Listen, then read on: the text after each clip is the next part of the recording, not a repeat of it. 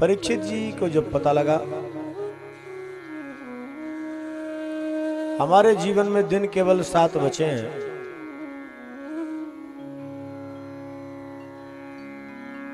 तो सब कुछ त्याग कर गंगा के तट पर आ गए।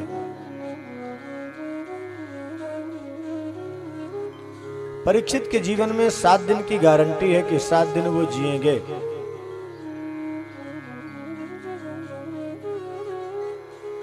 सब कुछ त्याग कर गंगा के तट पर आ गए। गंगा मतलब भक्ति। भक्ति के तट पर जब पहुंचते हैं तभी संतों की कृपा होती है, और जब संत कृपा होती है तो भगवान का साक्षात्कार होता है। संतों की कृपा हुई, भगवान सुखदेव का प्राकट्य हुआ। हमको आपको यदि परमात्मा का साक्षात्कार करना है, परमात्मा का दर्शन करना है, तो जीवन में एक बात का ध्यान रखिएगा, संत कृपा बहुत जरूरी है। जब तक संत कृपा नहीं होगी तब तक भगवान की कृपा ना हुई है, ना हो रही है, ना होगी। विभीषण जी के ऊपर भगवान की कृपा तो हुई, लेकिन पहले हनुमंतलाल जैसे संत की कृपा हुई तब। परीक्षित जी पर भगवान की कृपा हुई। सुखदेव कौन है? साक्षात भगवान है। तत्रा भवद भगवान व्यासपुत्रो, भगवान कृष्ण। इसके 2 प्रमाण मिलते हैं। एक जगह तो दिया है कि स्वयं शिव ही इस रूप में आए, और भागवत जी के आधार पर तो यह है कि स्वयं कृष्ण ही सुखदेव बन करके आए। जब परीक्षित जी के ऊपर ब्रह्मास्त्र का प्रयोग किया गया था मारने के लिए अश्वत्थामा के द्वारा, तो परीक्षित की रक्षा के लिए वहां ब्रह्मास्त्र के रूप में उत्तरा के गर्भ में प्रवेश किए थे। ब्रह्मास्त्र के द्वारा ही ब्रह्मास्त्र को रोका जा सकता है। और अब परीक्षित के ऊपर प्रयोग हुआ है शब्दास्त्र का, तो शब्दास्त्र को शब्दास्त्र से ही काटा जा सकता है।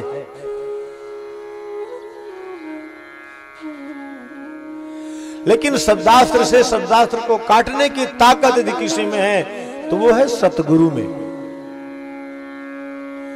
एक होते हैं कुलगुरु और एक होते हैं सतगुरु। देखो, कुलगुरु और सतगुरु में थोड़ा अंतर है। कुलगुरु के अंदर एक लोभ की वृत्ति आ जाती है। यदि हम कुछ शिष्य को डांट दिए, विडंबना यह है कि चोर को चोर कहना अपराध है, और चोर को साहूकार आप कह दे तो बड़े अच्छे हो। तो कुलगुरु तो ऐसा कर सकता है, लेकिन सतगुरु नहीं कर सकता। क्यों?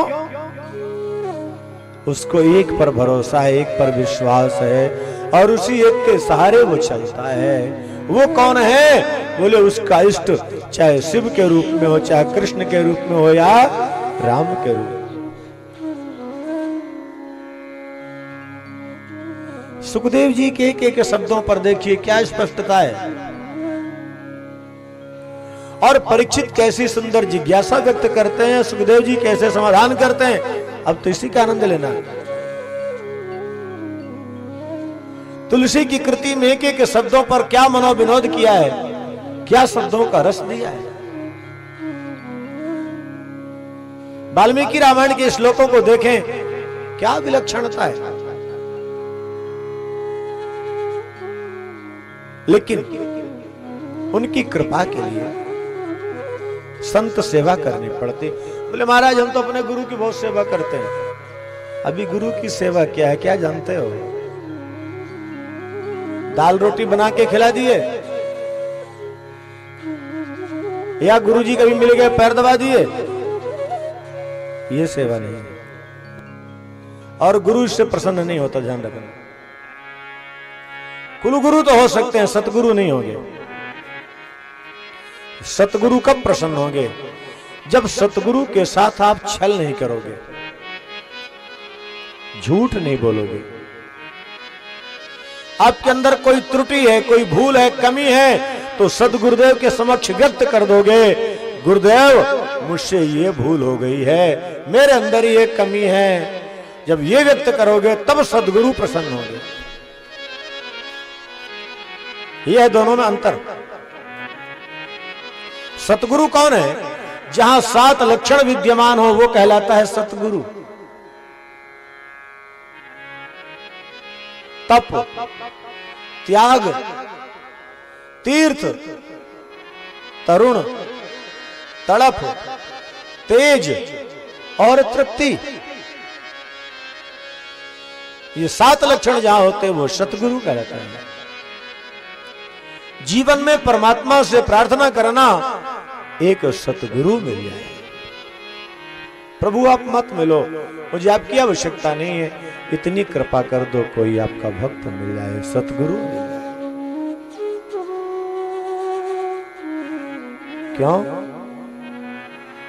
सतगुरु मेरा सूरमा, करे शब्द की चोट। एक बात ध्यान रखना, ये शब्द की चोट में कोई तो बिखर जाता है, कोई बिफर जाता है, लेकिन कोई कोई उसमें निखर जाया करता है, और जो निखर जाता है वही चमक जाता है, वही आगे बढ़ता है। लेकिन जो बिखर गया या बिफर गया वो मिट्टी में मिल जाया करता है। ये शब्द बिखेर भी देता है और शब्द ही निखार भी लाता है। ये कला शब्द की है। ये सामान्य शब्द भी आप बोलते हैं ना, तो कोई भी आप शब्द का प्रयोग करते हो उसके 3 भावार्थ होते हैं। किसी भी मानव के मुख से जो निकला हुआ वाक्य है उसके 3 अर्थ होते हैं। हर शब्द त्रिअर्थी होता है। यहां शिक्षक लोग बैठे हैं, शायद उनको इस शब्द का एहसास होगा। जब हम छात्र को पढ़ाने जाते हैं ना, तो कई बार ऐसा शब्द निकलता है कि स्वयं में हमको लगता है हमारे शब्दों में निखार आ रहा है, ये बड़ा अच्छा वाक्य निकला। और अच्छा वाक्य निकल जाए कभी तो उसको हम स्वयं की डायरी में बोले। ऐसे शब्द तो कभी कभी आया करते हैं, होता है कि नहीं होता? कभी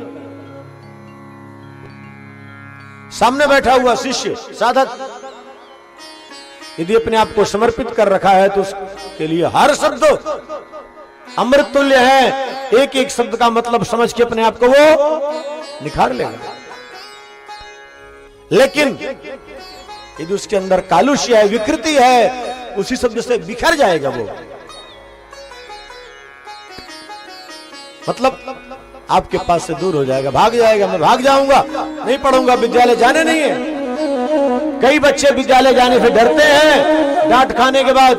अमुक शिक्षक डांटता है, मैं नहीं जाऊंगा। लेकिन कुछ बच्चे मार खाने के बाद भी विद्यालय आते हैं। सतगुरु यही तो करता है। क्यों? ये तो हमारे संत कबीर जी ने भी लिखा है। गुरु कुम्हार शिष्य कुंभ है, गढ़ गढ़ काढ़ है खोट, अंदर हाथ सहार दे, बाहर मारे चोट। यही तो गुरु का कार्य है। हमारे सुखदेव जी सतगुरु हैं। अब कैसे निखारेंगे परीक्षित को? आइए हम उस प्रसंग को देखें। यह जो कथा है ये हमारे जीवन को निखार भी देती है, और हमारे जीवन को बिखेर भी देती है। कथा से बिखरते हैं, बिखरते हैं और बिखरते हैं।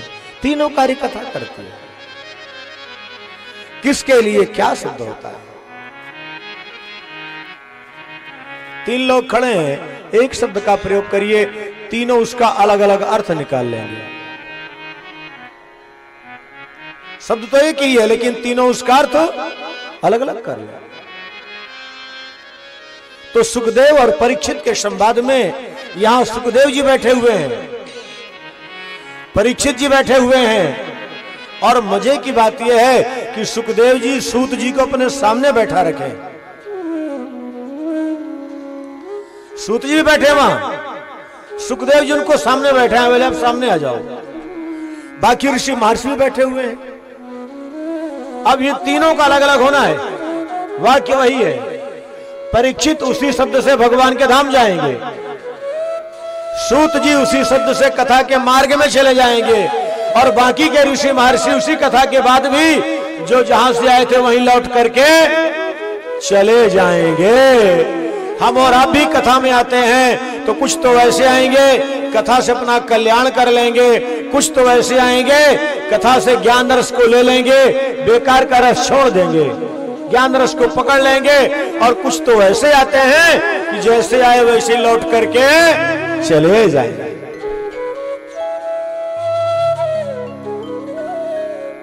यह है कथा का दर्शन। अब हम परीक्षित के तट पर बैठे हैं या सूत जी के तट पर बैठे हैं या ऋषियों के तट पर बैठे हैं, अब ये हमारा निर्णय है, ये हमारा विषय है। ठीक है कि नहीं? परीक्षित के तट पर यदि बैठे हैं तो मन वाणी कर्म से अपने आप को समर्पित करना पड़ेगा।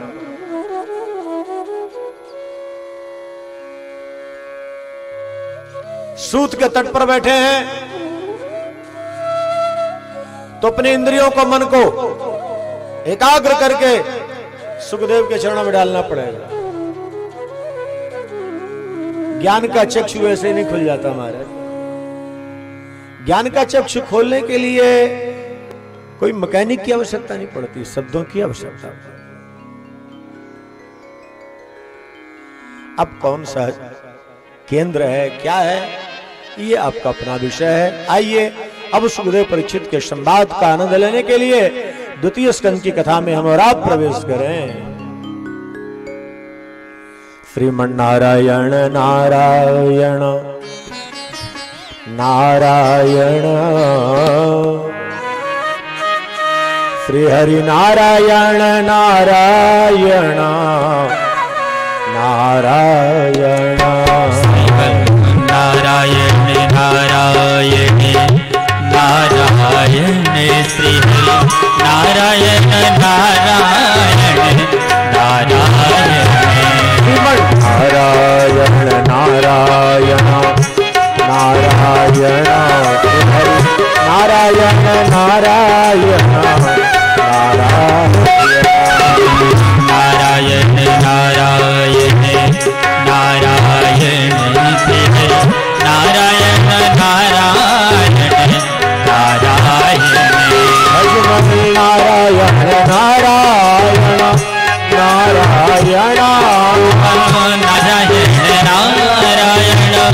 नारायण, सब नारायण नारायण नारायण, सब नारायण नारायण नारायण, राघव नारायण नारायण नारायण, राघव नारायण नारायण नारायण, माधव नारायण नारायण नारायण, नारायण नारायण नारायण, नारायण नारायण नारायण, नारायण नारायण नारायण, राम नारायण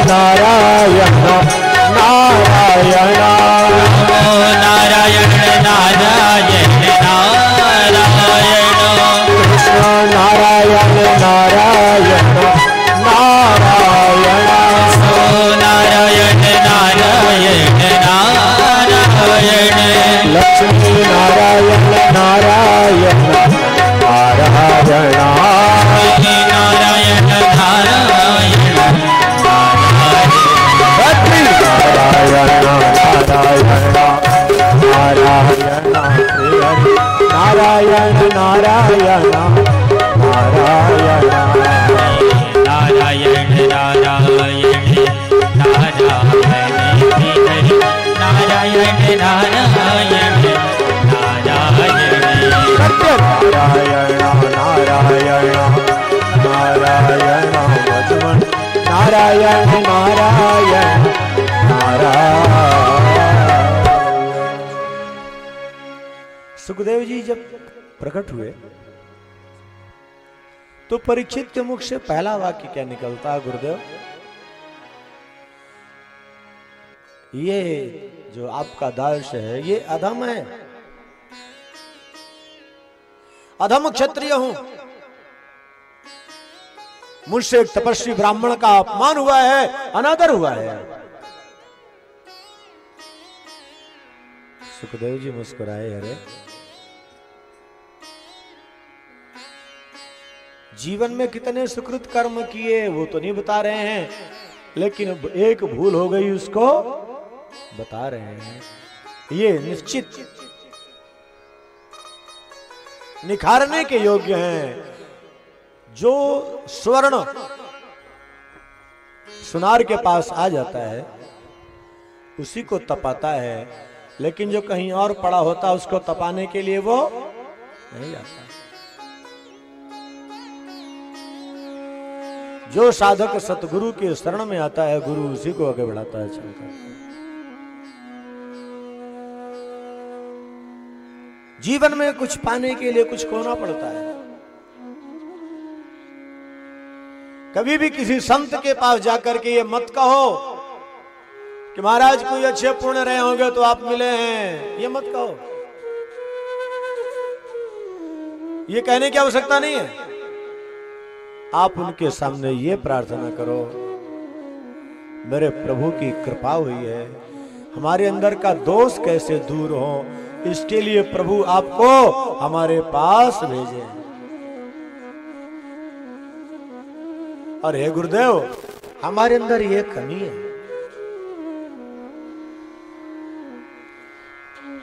अच्छा ही मत बताओ। हम लोग उल्टा करते हैं, जीवन में कभी एक बार हवन किए हैं तो बताएंगे महाराज हम हवन किए थे, साल में एक बार हवन कर लेते हैं। लेकिन लोगों के साथ छल कितनी बार किए हैं ये नहीं बताते। अच्छा, एक और बड़ी समस्या है महाराज,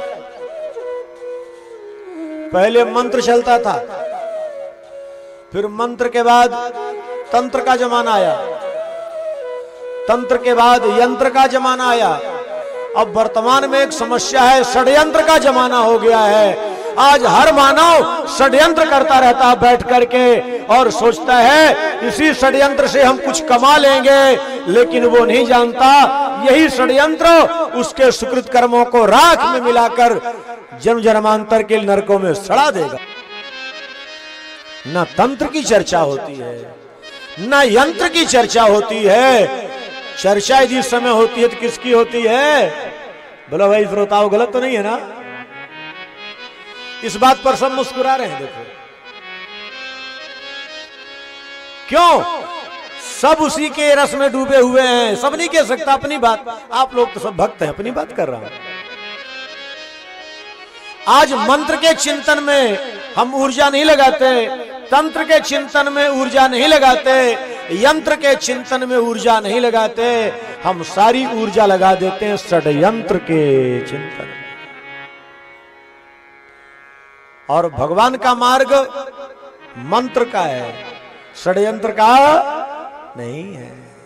षड्यंत्र में छल को छुपाते हैं और अच्छाई को प्रकट करते हैं, और मंत्र में अच्छाई को छुपा लेते हैं और गलत वस्तु को प्रकट कर देते हैं। परीक्षित जी हमारे मंत्र के मार्ग पर आए हैं, इसलिए अपने दोष को प्रकट कर दिया।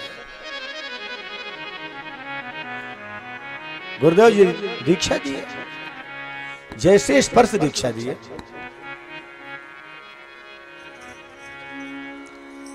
अपने आप को समर्पित किए। समर्पण का मतलब खाली लेट जाना नहीं बाबा, प्रभु के सामने लेट करके प्रणाम करना एक बहुत अच्छी बात है। भगवान के सामने, गुरु के सामने लेट करके प्रणाम करना अच्छी बात है, लेकिन उससे भी अच्छी बात है शरीर को तो हम लेटा देते हैं, पर मन को, इस मन को लेटाओ ना। हम शरीर को गंगा में डुबा लेते हैं, पर मन को डुबाओ। मन शुद्ध विहीनानाम निष्कृतस्य कथम भवेत्। जब तक मन की शुद्धि नहीं होगी तब तक कल्याण होने वाला नहीं है। और मन की शुद्धि करता है सतगुरु। देखो, तीर्थ से भी ज्यादा महत्व दिया संतों का, सतगुरु का। क्यों दिया है? तीर्थ तो तन को पवित्र करते हैं, लेकिन संत सदगुरु मन को पवित्र करते हैं। मन यदि हमारा पवित्र है तो तन कैसा भी रहे कोई समस्या नहीं है, लेकिन तन हमारा कितना ही पवित्र है पर मन में गंदगी है तो कल्याण होने वाला नहीं है। जैसे ही दीक्षा दिए तब परीक्षित जी संप्रश्न किए, हे गुरुदेव, जो म्रियमाण अवस्था में है उसको क्या करना है? मानव तन की सार्थकता किसमें है? हमारे सुखदेव जी बड़ा सुंदर उत्तर दे रहे हैं। आइए सुखदेव जी के शब्दों में थोड़ा सा आनंद लें। श्री सुक उवाच वरीयाने सते प्रश्नः कृतो लोकहितं नृप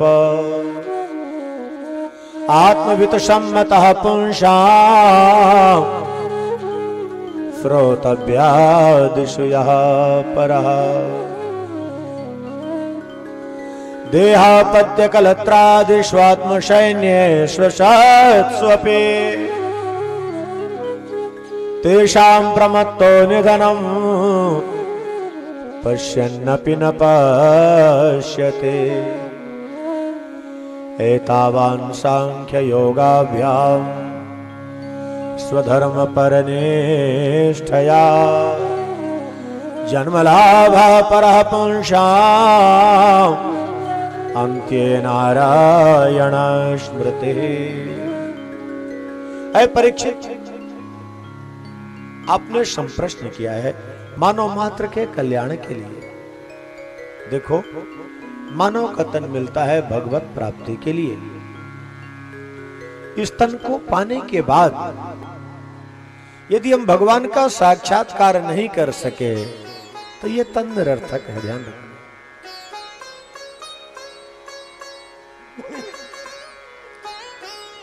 इन नेत्रों की सार्थकता किसमें है?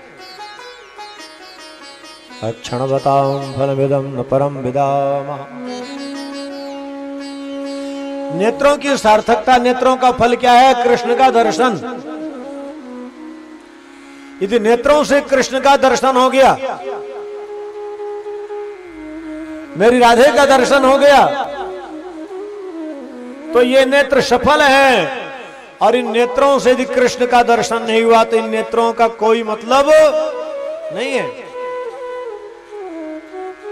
इन नेत्रों की सार्थकता संत और गोविंद के दर्शन में है। और इसी भाव को रेखांकित किए हैं हमारे पूज्य तुलसीदास जी महाराज।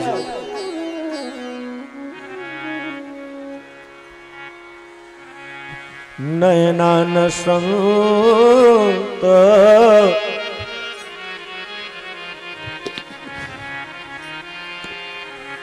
नयनान संत दर्शन देखा। नयन संत दर्श नहीं देखा।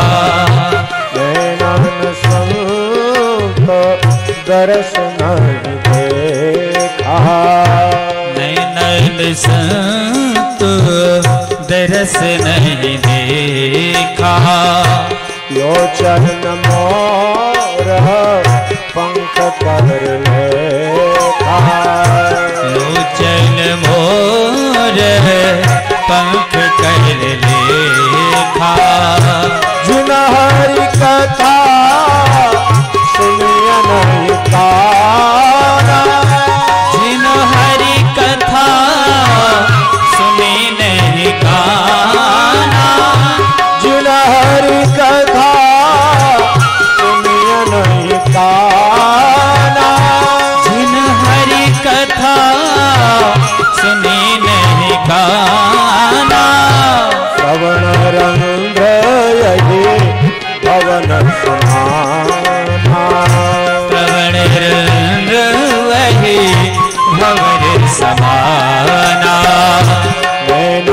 को दर्श नहीं देखा। नयन संत दर्श नहीं देखा। बाबा तुलसी इसी को रेखांकित करते हैं और हमारे सुखदेव जी पहले कह दिए, अक्षण बताम फलमिदं न परम विदाम। नेत्रों की सार्थकता केवल भगवत दर्शन में। यदि नेत्रों से हमारा प्रभु का दर्शन नहीं कर सके तो ये नेत्र निरर्थक है। इन नेत्रों का कोई मतलब नहीं बाबा। संसारियों को देखने के लिए नेत्र नहीं मिले हैं, लेकिन हम जितना संसारियों को देखने के लिए सजग हैं, सावधान हैं, क्या उतने ही भगवान को देखने के लिए सावधान हैं क्या? बोलो। जितना किसी व्यक्ति के इंतजार में हम आतुर रहते हैं, यहां वहां देखते हैं, क्या कभी हम प्रभु के लिए ऐसे आतुर हुए, व्याकुल हुए क्या? क्या कभी अपने गुरुदेव के लिए ऐसी व्याकुलता आई है? आज मेरा मन कह रहा है कि मेरे गुरुदेव आएंगे, क्या कभी उसके लिए हम तड़फड़ाए हैं क्या? और जिस दिन ऐसी व्याकुलता होगी तो आना पड़ेगा, अवश्य है। परीक्षित, इस तन की सार्थकता केवल भगवत चिंतन में है।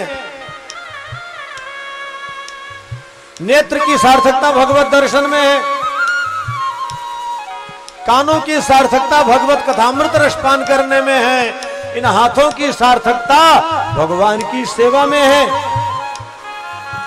पैर की सार्थकता कथा में, सत्संग में जाने में है, भगवत दर्शन के लिए जाने में है।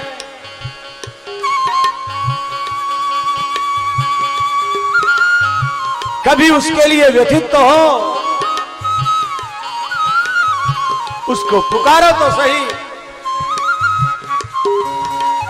क्या कभी अपने गुरुदेव को याद किए? क्या कभी कन्हैया को याद किए?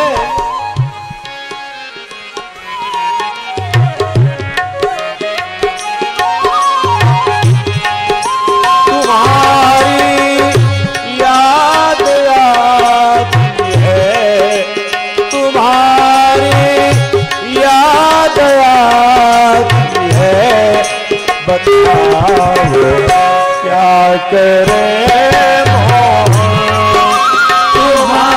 तुम्हारी याद आती है, तुम्हारी याद आती है, बताओ क्या करें मोहन। हमें दिनों रात जगाती है, हमें दिनों रात रुलाती है, बताओ क्या करूं राधे। हमें दिनों रात रुलाती है, हमें दिनों रात रुलाती है, बताओ क्या करें मोहन। तुम्हारी याद आती है, तुम्हारी याद आती है, बताओ क्या करें मोहन। तुम्हारी याद आती है, तुम्हारी याद आती है, बताओ क्या करें मोहन।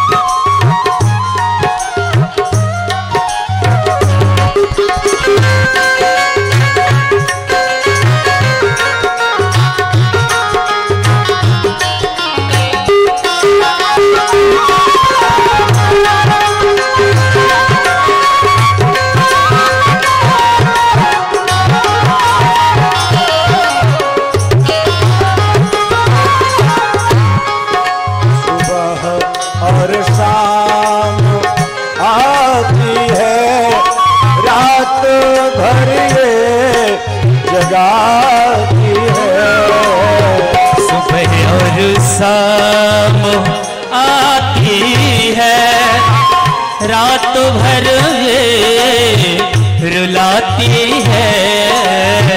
सुबह और शाम आती है, रात भर ये जगाती है। सुबह और शाम आती है, रात भर ये जगाती है। चैन हमको नहीं आता, चैन हमको नहीं आता, बताओ क्या करें मोहन। चैन हमको नहीं आता, चैन हमको नहीं आता, बताओ क्या करें मोहन। तुम्हारी याद आती है, तुम्हारी याद आती है, बताओ क्या करो रात है। तुम्हारी याद आती है, तुम्हारी याद आती है, बताओ क्या करें मोहन।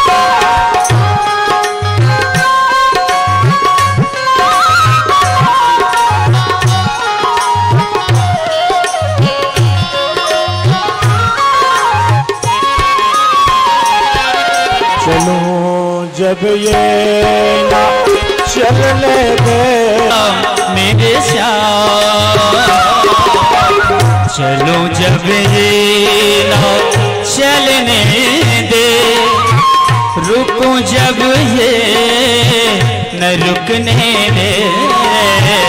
चलो जब ये ना चलने दे, रुको जब ये ना रुकने दे। चलो जब ये न चलने दे, रुको जब ये न रुकने दे। चैन हमको नहीं आता, चैन हमको नहीं आता, बताओ क्या करें मोहन। चैन हमको नहीं आता, चैनो हमको नहीं आता, बताओ क्या करें मोहन। तुम्हारी याद आती है, तुम्हारी याद आती है, बताओ क्या करें मोहन। तुम्हारी याद आती है, बताओ क्या करें मोहन।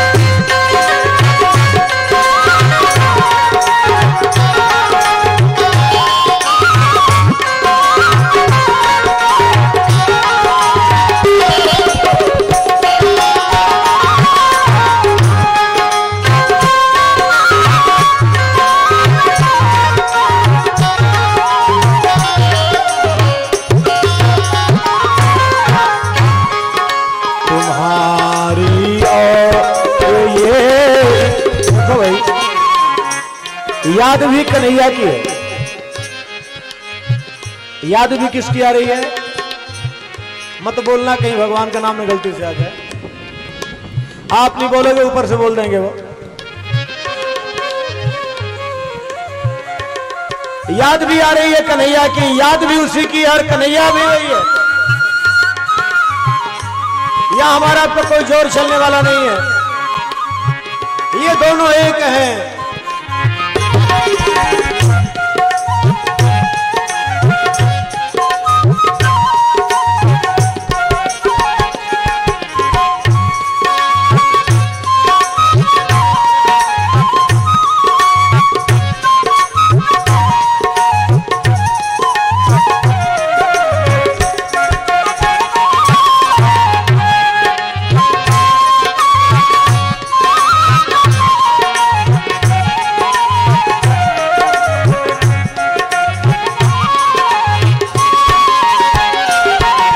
तुम्हारी यार तुम इनके हमारी कौन चलने दे।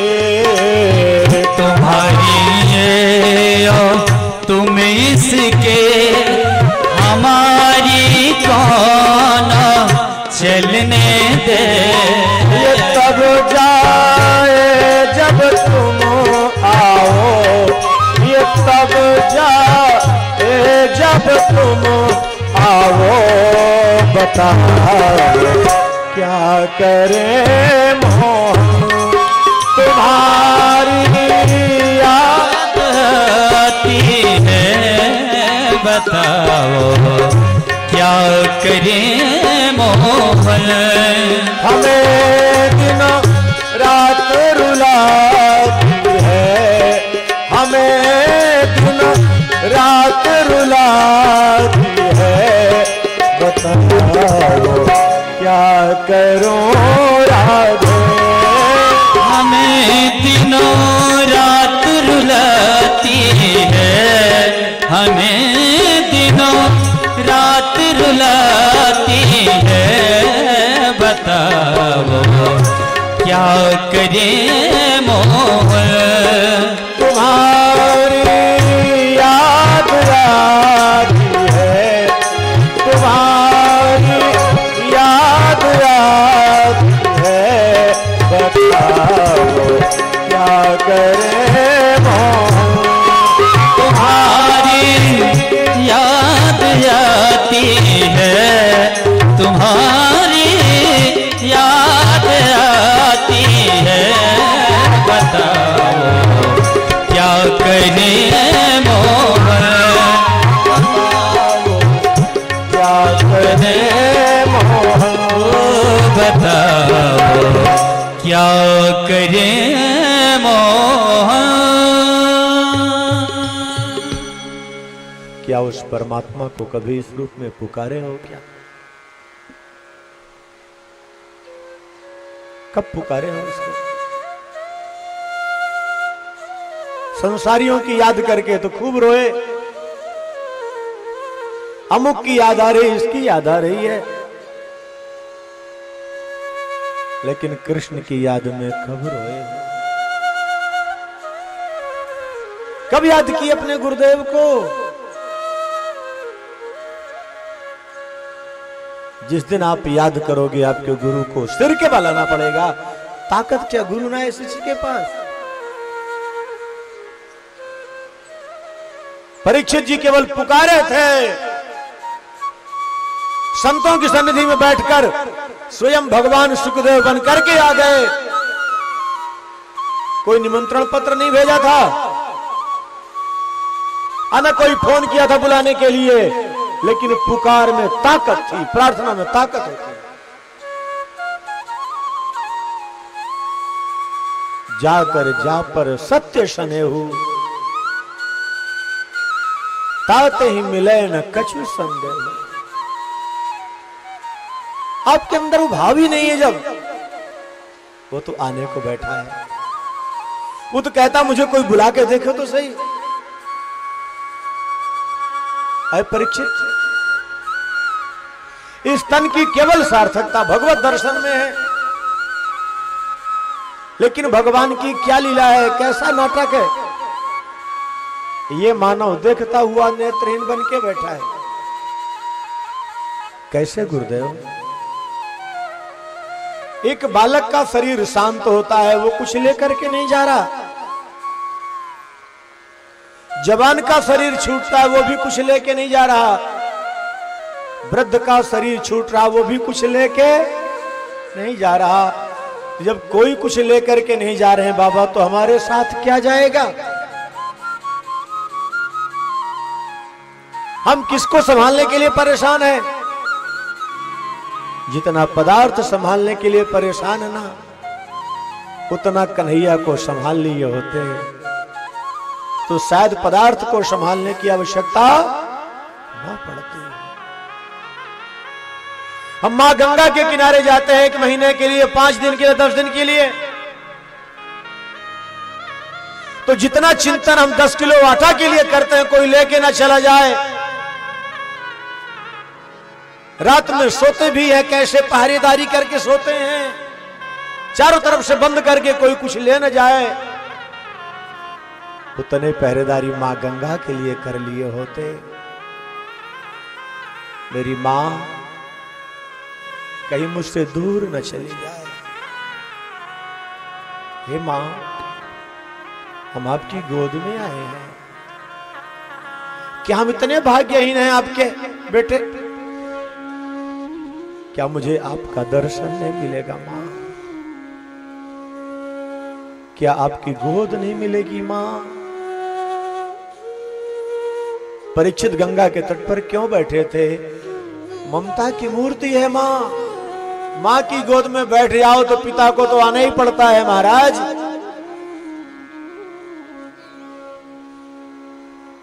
माघ के महीने में गंगा के तट पर जाना बहुत अच्छी बात है, लेकिन जितना हम चिंतन करते हैं लोगों का, वो आने वाले थे भी आए नहीं, अरे वो तो आ ही जाएंगे बाबा, उतने चिंतन मेरी मां गंगा का कर लो ना। अपने राम का कर लो, अपने कृष्ण का कर लो। मेरा कृष्ण भी आने वाला था, पता नहीं क्यों नहीं आया। जितनी आतुरता, जितनी व्याकुलता एक संसारी के लिए होती है, क्या गंगा के तट पर बैठकर कभी ऐसी व्याकुलता अपने प्रभु के लिए हुई है क्या? क्या अपने कृष्ण के लिए कभी हुई है ऐसी? गुरुदेव, लेकिन जिसके जीवन में समय कम हो, ऐ परीक्षित, आपके पास 7 दिन का समय है भगवान को पाने के लिए। 7 दिन का समय बहुत है। भगवान को पाने के लिए तो 7 मिनट का समय भी जाता है महाराज। इस संसार में सबसे सरल है भगवान को पाना, पर यह मानव कितना नादान है, जो मिल सकता है उसके लिए प्रयत्न नहीं करता, और जो कभी नहीं मिलेगा उसके लिए दिन रात दौड़ता रहता है। ये दौड़ते हैं माया के लिए, और माया दौड़ती है नारायण के लिए।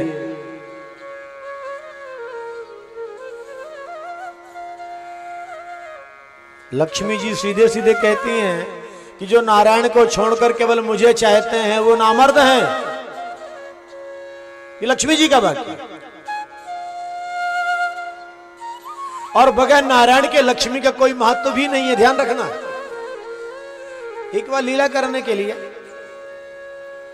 नारायण जी में, लक्ष्मी जी में मनोविनोद हुआ। लक्ष्मी जी ने कहा, प्रभु इस संसार में मेरे बिना कुछ नहीं हो सकता, सब मेरे पुजारी हैं। नारायण जी मुस्कुराए, नहीं देवी, ऐसा नहीं, ये कोई आपके पुजारी नहीं। देखना है तो देख लो, ठीक है, चलते हैं। एक की अंतिम यात्रा चल रही थी। अंतिम यात्रा में कुछ लोग मखाना फेंकते, कुछ पैसे फेंकते हैं। तो ये पैसा फेंक रहे थे लोग। लक्ष्मी जी ने कहा, देखे आप, इस अंतिम यात्रा में भी पैसा ही समेट रहे हैं लोग। नारायण जी ने कहा, सब समेट रहे हैं, लेकिन जिसको ये 4 लोग उठा के लेके जा रहे हैं, ये तो नहीं समेट रहा। प्रभु वो कैसे समेटेगा, वो तो मुर्दा है। नारायण ने कहा ये मुर्दा कब हुआ पता है? जब तक मैं इसके अंदर था तो ये मुर्दा नहीं था, और मैं इसके बाहर आ गया तो ये मुर्दा हो गया लक्ष्मी। तब लक्ष्मी के समझ में बात आ गई। हमारा आपका आत्म तत्व क्या है? ममई वांसो जीव लोके जीवभूत सनातन। गीता क्या कहती है? भगवान कहते हैं मेरा ही तो अंश विद्यमान है सबके अंदर। तो जब तक नारायण का अंश है तभी तक लक्ष्मी की कीमत है, और नारायण निकल गए तो लक्ष्मी का। पर हम लोग कितने समझदार हैं, दिन रात बस दौड़ रहे हैं। पर एक बात ध्यान रखना, दौड़ो कोस हजार लो बसत है लक्ष्मी पास, बिन दीने रघुनाथ के मिले न तुलसी दास।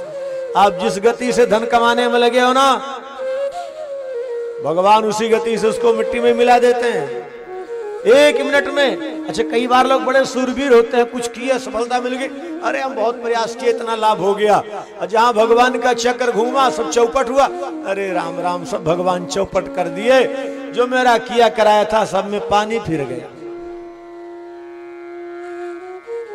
अरे पगले, तू करने वाला कौन होता है? परीक्षित ने कहा गुरुदेव तो क्या 7 दिन से कम समय में किसी को भगवान मिले हैं? बोले हाँ। किसको मिले? तो आगे क्या कहते हैं, आइए उनका दर्शन करें। खट्वांगो नाम राजर्षि ज्ञात्वे यत्ता मिहायुषा मुहूर्तात् सर्वमुत्सृज्य गतवान भयम हरिम। राजा खट्वांग हुए हैं जिनको 2 घड़ी में भगवान की प्राप्ति हो गई। कैसे? देवासुर संग्राम में खट्वांग जी को बनाया गया प्रधान सेनापति। देवता विजयी हुए, दैत्य पराजित। देवताओं ने कहा राजन कुछ मांग लो। खट्वांग जी ने कहा मोक्ष दे दो। देवताओं ने कहा मोक्ष देना मेरे वश में नहीं है, मोक्ष देना मेरे वश में नहीं है।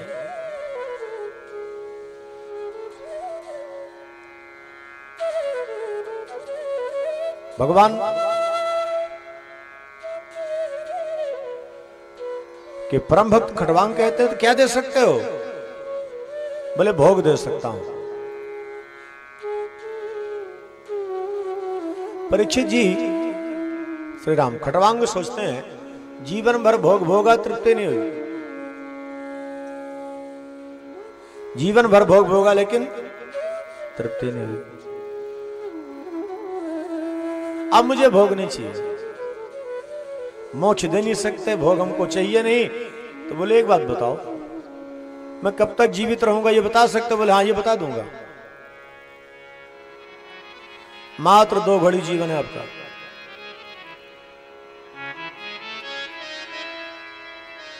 मात्र 2 घड़ी,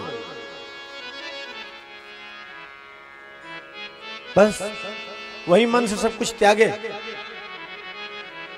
भगवान के चिंतन में लीन हो गए। 2 घड़ी में भगवान का साक्षात्कार हो गया। आपके पास तो 7 दिन का समय है। देखो बाबा आगे कन्हैया की मर्जी है, क्या करेगा, भविष्य तो उसके हाथ में है।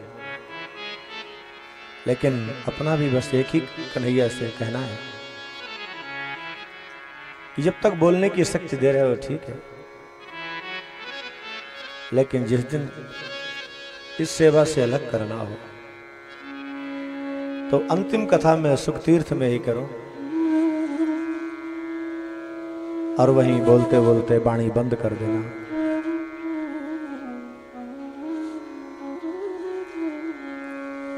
क्यों? इस दुनिया में कहीं भी जाओ बाबा कुछ नहीं है। जिस कृष्ण की खोज के लिए, जिस मस्ती के लिए एक व्याकुलता रहती है, जब उसमें कोई व्यवधान करता है बड़ी पीड़ा होती है। नवरात्रि के दिन विशेष माँ के होते हैं, शायद मेरी माँ राधे, मेरी राधे सुन ले प्रार्थना।